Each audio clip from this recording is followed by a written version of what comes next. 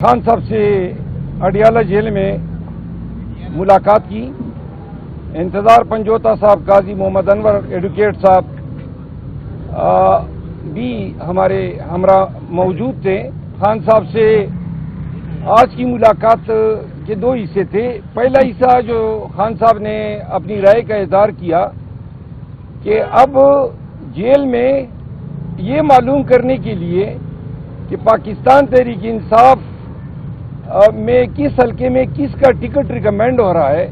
तो जितने भी कागजात हम लेकर जाते हैं, आज मेरे पास एक फाइल थी जाती हुई है, वो इस बहाने हमसे लेते हैं कि जी हम स्कैन करते हैं, वो सारी कापियां करके मालूमात अपने पास रख रहे हैं और खान साहब से पहले वो मालूमात जो हैं जेल हुकाम तक चली जाती है।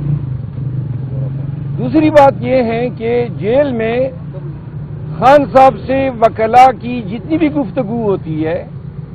उसमें एक डिप्टी सुपरिटेंडेंट या असिस्टेंट सुपरिटेंडेंट खान साहब की तरफ बैठा होता है और एक जेल का जो वार्डन होता है वो हमारी साइड पे बैठा होता है और हमारी तमाम गुफ्तगू वो दोनों सुनते हैं। बार कौंसल एक्ट जो है ये वकील और मोकल के माबेन ये क्लासिफाइड कम्युनिकेशन ये एक प्रिरोगेटिव बनाता है कि किसी को ये हक हासिल नहीं है कि वकील और मोकल के दरमियान गुफ्तगू की जानकारी कर सके, हत्ता कि अदालत भी नहीं पूछ सकती है। तो इन अमूर के पेश नज़र खान साहब ने मुझे हिदायत की है कि हम इस मसले के हल के लिए हाई कोर्ट से रजू करें। तो हाई कोर्ट से हम कल रजू कर रहे हैं कि जेल हुकाम जो है वकला और खान साहब की मुलाकात जो है वो क्लासिफाइड होनी चाहिए। हमारे तमाम दस्तावेजात जो हैं ये हमारी प्राइवेसी के राइट्स पे भी अटैक है। मैं जो दस्तावेजात ले जाना चाहता हूँ जेल हुकाम का उनके साथ कोई ताल्लुक नहीं है और ये ज़बरदस्ती फाइल रख के स्कैन करके या कापियां करके ये तमाम राज जो हैं। और तीसरा जो मसला है वो ये है कि चूंकि इलेक्शन सर पे हैं, 1 घंटे की मुलाकात से पूरे पाकिस्तान के मसले डिस्कस नहीं हो सकते हैं। तो लिहाजा इलेक्शन के अयाम तक हम अदालत से खसूसी ये रिक्वेस्ट करेंगे कि ये मुलाकात के जो कदवरानिया जो है वो बढ़ा दिया जाए। दूसरा इशू खान साहब के साथ जो डिस्कस हुआ वो मुल्क में पार्टी के टिकटों की तकसीम, वकला हजरात के हवाले से जो पार्टी की स्ट्रेटजी है पंजाब में बिलखसूस कन्वेंशंस, और खान साहब ने मेरी गिरफ्तारी का भी तफसील से मुझसे पूछा। तो ये सारी चीज़ें डिस्कस हुई। खान साहब ने 2 पैगाम दिए हैं। एक तो उन्होंने जोर दे के कहा है पाकिस्तान तहरीक इंसाफ कि पाकिस्तान भर में वर्कर्स को कि वर्कर्स का हक जो है वो मुकद्दम रखा जाएगा। जो वर्कर्स आड़े वक्त में पार्टी के साथ डटे रहे हैं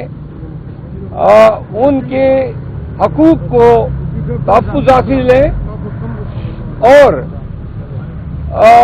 टिकटों के अवार्ड करने में पार्टी जो है ट्रांसपेरेंसी के लिए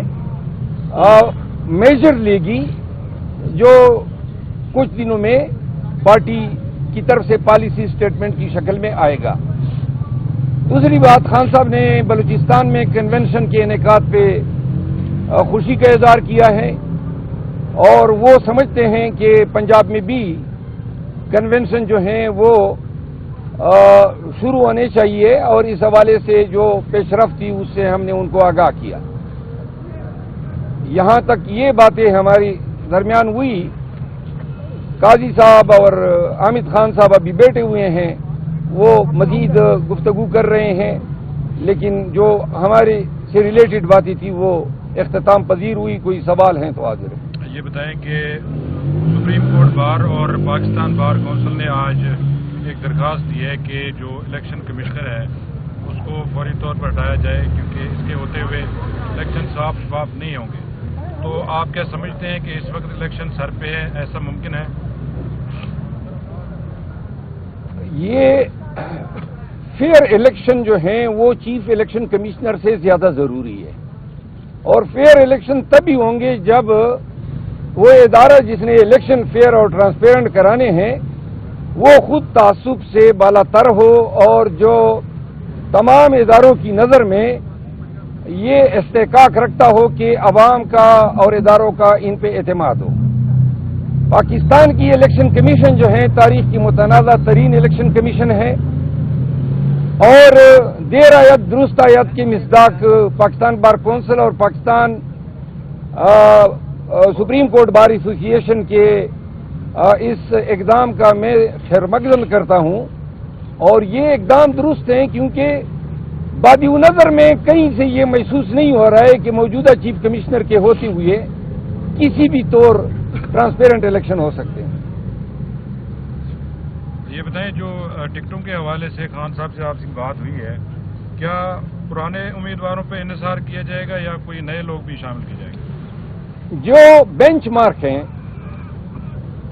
جو پرانے امیدوار آڑے وقت میں ورکر کے ساتھ ڈٹے رہے ہیں، ابھی بھی دوبارہ خان نے اعادہ کیا،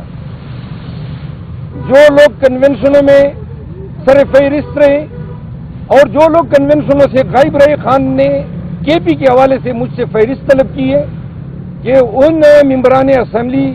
جنہوں نے کنونشنوں میں کوئی دلچسپی نہیں لی، غائب رہے، تغافل کا مظاہرہ کیا، ان کو کسی حوالے سے کنسیڈر نہیں کیا۔ 6-7 ممبران اسمبلی ہیں جو کے پی کے حوالے سے میں سمجھتا ہوں کہ انہوں نے اور وہ صوبائی صدر جو ہیں ہمارے علی امین خان گنڈپور کی مشاورت سے خان صاحب کو پھر ہم فارورڈ کریں گے۔ اچھا سر، یہ بتائیے گا کہ کچھ لوگ جو جماعت کو چھوڑ گئے تھے مشکل وقت میں، اور اس وقت انہوں نے اپنا ایک سیف راستہ لیا، اپنے چلے گئے، لیکن اب وہی لوگ دوبارہ پارٹی میں آنے کے لیے توجہ کر رہے ہیں، کچھ کیچ اپ کرنے کی کوشش کر رہے ہیں، تو کیا سمجھتے ہیں کہ یہ دوبارہ پارٹی میں یہ لوگ واپس آئیں گے، ان کو ٹکٹ دیے جائیں گے کیا؟ یہ بات ایکسکلوسیولی یہی انہی الفاظ میں ڈسکس ہوئی، اور خان سے کچھ امور پہ ہم نے ان کی رہنمائی چاہی، تو خان صاحب نے یہ کہا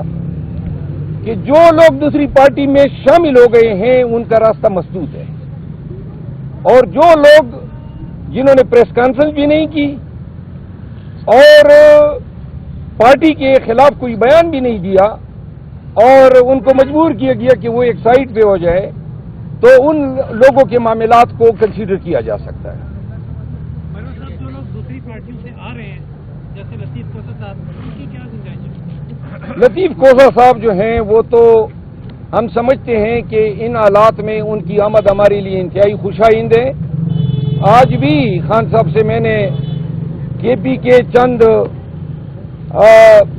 جید جو سیاسی حضرات ہیں ان کی پی ٹی آئی میں شمولیت کے حوالے سے بات کی، تو خان صاحب نے کہا دوبارہ، اور یہ تیسری دفعہ خان صاحب نے مجھے جواب دیا ہے کہ پہلے پارٹی کے ورکرز کا حق ہے، ہمیں الیکٹیبلز نہیں درکار ہیں۔ اچھا سر، یہ بتائیے گا کہ 2018 کے الیکشن کو اگر دیکھیں تو اس وقت جوک پر جوک تحریک انصاف میں لوگ شامل ہوتے ہیں، زور سے بولے جی، لیکن اب بھی کچھ لوگ پارٹیوں کو چھوڑ کے آ رہے ہیں کہ وہ 2018 والا جو حالات ہیں وہی بنتے نظر آ رہے ہیں پی ٹی آئی میں، کہ لوگ آ رہے ہیں ٹکٹ کے لیے اور اس طرح ان کو کنسیڈر بھی کیا جا رہا ہے، تو وہ کیا کوئی میکانزم ایسا آپ نے بنایا ہے کہ وہ لوگ آپ کی جماعت میں آئیں جو مشکل وقت میں جماعت کو چھوڑ کے نہ جائیں؟ جی، فصلی بٹیرے جسے ہم کرتے ہیں۔ گزارش یہ ہے، پارٹی کی بنیادی پالیسی یہ ہے